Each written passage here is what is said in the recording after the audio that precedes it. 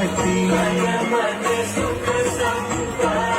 मन वांछित फल पावे। भगवान लक्ष्मीनारायण जी के आरती यहाँ के प्रकृति और संस्कृति के रक्षण के यहाँ के संगम है। बिना प्रकृति के हम सब मानव सभ्यता के परिकल्पना नहीं कर सके छी। तै दुआरे प्रकृति और संस्कृति के रक्षण के संगम है भगवान लक्ष्मीनारायण जी के आरती। और ये आरती कुशल रूप से जे रूप से चल रहा है एकर लाभ अपने सब स्वयं बुझे छिए।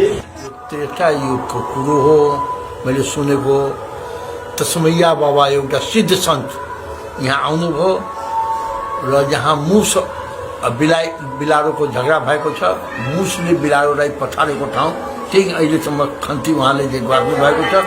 यथावत छँदैछ।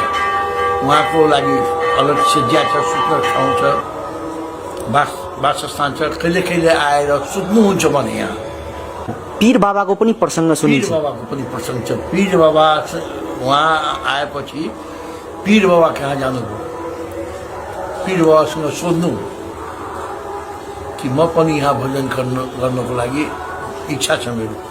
उहाँले के भन्नुभयो, यहाँ त म पीर छु, म मुसलमान छु, तपाईँ अगाडि जानुहोस्, जहाँ मुसा बिलारोको लडाइँ हुन्छ, मुसाले बिलारोलाई पछाड्छ, त्यहाँ तपाईँको भजन राम्रो हुन्छ। आउँदै आउँदै नाउ थियो, मैले नाउ हेरेको छु, ढुङ्गाको नाउ थियो, यो तलाउमा ढुङ्गाको नाउबाट यहाँ आउनुभयो अनि दृश्य हेर्नुभयो, दृश्य हेरेर त्यहाँ खन्ती गाड्नु। लक्ष्मीनारायण भगवान कसरी फेला पार्नुभयो तस्मैया बाबाले? तस्मैया बाबाले यही तलाउबाट, लक्ष्मीनारायण तलाउबाट भगवान आउनुभयो। कति वर्षको इतिहास छ मठ्यानीको? त्रेता युगको इतिहास हो, त्रेता युगको। पहिले जनकपुर जानकी मन्दिर चाहिँ यता भएको छ, 100 वर्ष, 125 वर्ष। यसको त धेरै पहिलेको इतिहास हो मध्याह्निको।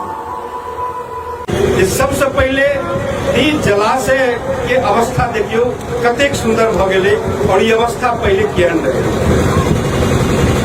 तै दुआरे गंगा आरती या भगवान लक्ष्मीनारायण जी के आरती कोनो भी आरती होइ छै त ई भूमि जे समृद्धि अतीत के अद्भुत प्रतीक माँ जगदम्बा के ई भूमि ई सामान्य भूमि न है जत हम सब जैसे आरती कर रहल छी।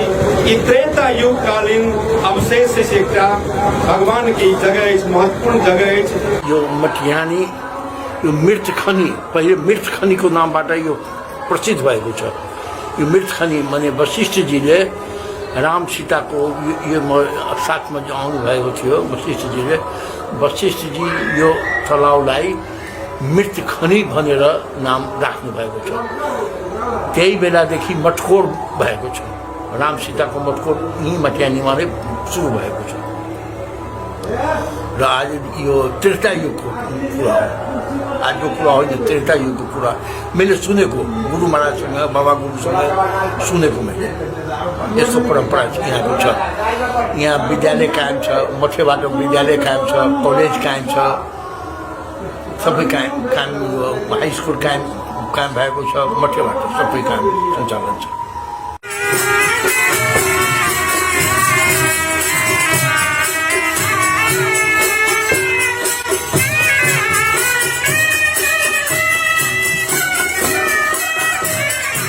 रामायण में भी मटिहानी के यहाँ के वर्णन किया गया। तै दुआरे हम कहब कि पूरा समाज एकजुट भगत जे हमारे मित्र राष्ट्र भारत के विधायक जी कहलक, इस धार्मिक स्थल को हम लोगों को भेदभाव से ऊपर उठकर आगे बढ़ाने का काम हम लोग करेंगे, ताकि हमारा जो सांस्कृतिक एवं पौराणिक धर्म है, मैं उसको लेकर मैं आगे बढ़ने का काम करूँगा। मैंने हम सब जोड़ा चाहिए भारत और नेपाल के जो संबंध है, इस संबंध भी जैसे सांस्कृतिक, धार्मिक, पारिवारिक, इवन राजनीतिक, ये एक का सुमधुर संबंध जैसे मजबूत रहे। कहूँ के काज अपने के जैसे आरती यहाँ के करे छे। और भारत और नेपाल के बीच के जो मित्रता है वो मित्रता संसार के कोनो देश यहाँ के नहीं मिले।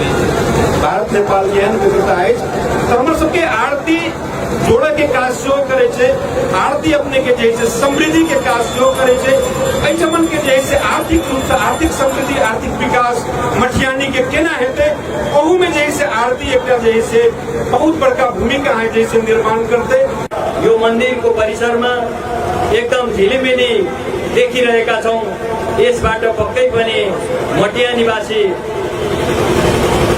नगरवासीहरूको मन पनि यस्तै प्रसन्न भएको हुनुपर्दछ र यसलाई यो झिलिमिलीलाई हामीहरूले विकासका साथसाथै यहाँको संस्कृति यसको चाहिँ पौराणिक महत्त्व धार्मिक महत्त्वसँग जोडेर हेर्नुपर्छ जस्तो मलाई लाग्दछ र जुन कार्यको हामीहरूले सुरुवात गरेका छौं र यसको दिगोपनाका लागि एउटा सबैको साथ र सहयोग लिएर अगाडि बढ्नको लागि प्रेरणा मिलोस्।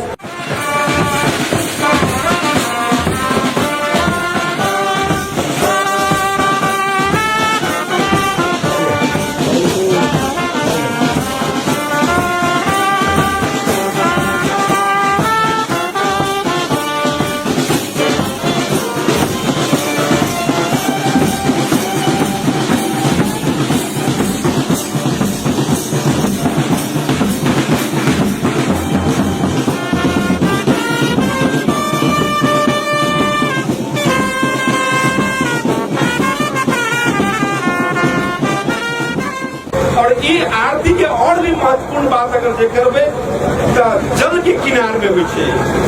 जल बिना जीवन के परिकल्पना नहीं कर सके छी। जल हम सब बना नहीं सके छी। जल कोनो वैज्ञानिक बना नहीं सके छे लेकिन जल हम सब बचा सके छी नहीं। तै दुआरे ये आरती अपने के जल संरक्षण अभियान से हो गई। 70% जल है जिसमें पिए वाला जल के हम सब बात करब तो 2.5% है लेकिन वो तथ्यांक आप कम हो जा रहा है। तै दुआरे जल के भी बचाव के भावी पुस्ता जल के महत्व बुझे, पोखरी के महत्व बुझे, जलाशय के महत्व बुझे। जय जल प्रदूषण जय भ रहा है काल के दिन में भावी संतति के शुद्ध जल यहाँ के नहीं मिलते कि हम सब जल से हो बारे सब की नहीं कई अवस्था में नहीं आवे। तै दुआरे ये आरती के परिकल्पना आगे हरिद्वार बनारस कैल गए और ये आरती आई जनकपुर धाम होइत आई नेपाल में पोखरा में भी शुरू भ गए, काठमांडू में भी शुरू भ गए, नारायण घाट में शुरू भ गए और मटियानी में निरंतरता जते लोग सब भ रहा है। मन सुख संपत्ति मन वांछित फल पावे। हिंदू मुस्लिम के सबके आस्था के केंद्र बिंदु के रहल पीर बाबा के जब मदार हव तो संगे सबके एक सद्भाव के रूप में रहल मटियानी के स्थापना काल के एक सुप्रसिद्ध यदि कहल जाए तो तस्मैया बाबा के सेहो खलती आएगा अपने स्थान देख सके छी। तै दुआरे इ तमाम चीज से जुड़ल मटियानी अपने आप में एक सांस्कृतिक धरोहर के रूप में रहल, सांस्कृतिक नगर के रूप में रहल अपने सब गोटे के जानकारी अब जनप्रतिनिधि जब पालिका में हम सब निर्वाचित भगवानी तो तमाम के पालिका के धार्मिक विभिन्न काम सके हम सब ओकर महत्व के आगाड़ी बढ़ावे के संग संगे विकास निर्माण के काम में मटियानी नगर पालिका के एक नमूना के रूप में स्थापित करे के क्रम जारी कैले छी हम सब। स्वामी श्री लक्ष्मी रमणा सत्यनारायण स्वामी सत्यनारायण स्वामी जलपातक हरना स्वामी जय लक्ष्मी रमणा। सम्माननीय राष्ट्रपति विद्यादेवी भण्डारीदेखि लिएर 17,000 व्यक्तित्वहरू यो धार्मिक पौराणिक र शैक्षिक तीर्थाटनका लागि मटियानीको अवलोकन भ्रमण गरिसक्नु भएको छ। यसले मटियानीको एउटा ऐतिहासिक इतिहासलाई झल्काउने काम, विगतलाई बिउजाउने काम र जुन एउटा धार्मिक चाहिँ महत्त्व थियो त्रेतायुगीन महत्त्वलाई अहिले गएर स्थानीय निकायको सहयोगमा यो मट्यानी यो लक्ष्मी सागर या लक्ष्मीनारायण मठ होस् या तस्मैया बाबा हुन् या पीर बाबा हुन् या दुर्गा मन्दिर जो विगत 50 वर्षदेखि सञ्चालित भर्खर नवनिर्मित छन्, चाहे यो चारैतिरका मठ मन्दिरहरू हुन्, मस्जिदहरू हुन्, यसले मट्यानीको जुन एउटा आस्था र विश्वासलाई अगाडि बढाउने काम गरेको छ र यो चाहिँ अब शैक्षिक पर्यटन केन्द्रका रूपमा, एउटा धार्मिक तीर्थाटनका रूपमा बाल उद्यानदेखि लिएर एउटा चाहिँ भनौँ न विभिन्न खालका चाहिँ उद्यानहरूको निर्माण र सबैले एकचोटि मट्यानी जानुपर्छ, मट्यानीलाई हेर्नुपर्छ, दृश्यावलोकन गर्नुपर्छ। जो चाहिँ भनौँ न 500 पुरानो एउटा प्राचीन धरोहरका रूपमा रहेको मन्दिर होस् या 304 वर्षको चाहिँ गुरुकुल होस्, यो यसको बारेमा हेरेर एउटा भनौँ न धार्मिक सहिष्णुता, जातिगत सहिष्णुता, हिमाल पहाड मधेसलाई जोड्ने एउटा चाहिँ धरोहरका रूपमा, मिनी नेपालका रूपमा एउटा जुन व्यक्ति बीच, भूगोल बीच, भाषा बीच भइरहेको एक खालको अन्तर्द्वन्द्वलाई न्यूनीकरण गर्ने काम यो मट्यानीले गरेको छ।